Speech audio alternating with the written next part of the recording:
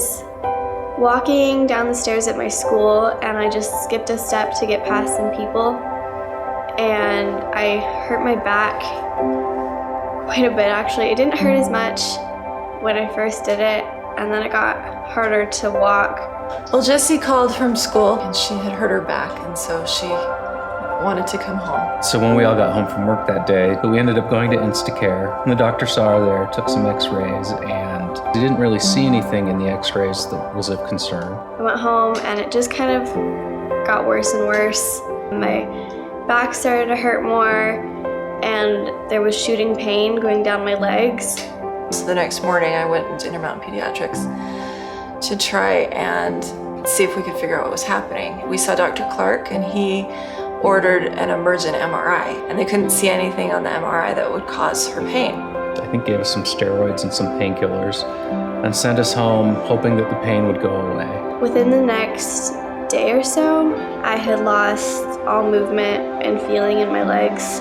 And so I called the next morning to talk to pediatrics to see if I could get Dr. Clark to give us some more about what it is that we needed to do. And he called me back and said, "You need to take her down to Primary Children's." And then we stayed there for 4 days, just trying to figure out what was going on, doing tests. And by the end of it, they had diagnosed me with conversion disorder.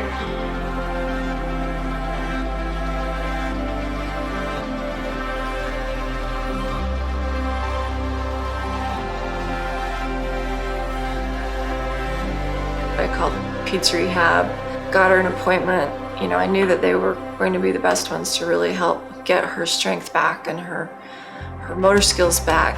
So I called him a number of times to try and get her appointment moved up and see what we could do to get her in sooner. And he would call me back, and he made sure that I was comfortable. He gave me some exercises to try with her at home. He did some research. He called me again. He said, "I want you to try this. I want you to do this." So he had a really good idea of how she was doing before he even saw her as a patient. We started to see Sean at Peds Rehab, and he was helping me through it. Having her in physical therapy that first day, you know, the first time we went, she was in pain, it was hard. He moved her and did all the painful things that sometimes happen in physical therapy, but he was able to really push past whatever was blocking her and just get her back to where, hey, I have legs, they work, they do things. All of the exercises we were doing just felt like games, and it was really fun for me actually. By this time I could walk, sort of. Yeah, I was kind of zombie walking.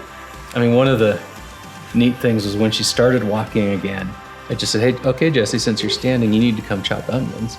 And she hobbled right over and started cutting onions. She loves to cook. She loves to ask for advice on cooking. We do a lot of cooking together. I think when I went back to Peds Rehab and Sean was telling me about how much I had progressed from doing the home exercises, it helped to know that my progression was being noticed and that it really was making a difference. Yeah, we were just doing physical therapy and it was getting better, but I was still walking like a zombie. And then I went on a trip to Jackson Hole with my dad. I think the last night we were there, I started to be able to walk normally. Within a couple of days, I was able to run, and then a couple days after that, I could jump. If you go to Peds Rehab, there's really nothing to be scared about, because they're gonna help you through it, and it's really just gonna feel like a ton of games that you're playing. But in the long run, it's gonna help your recovery so much.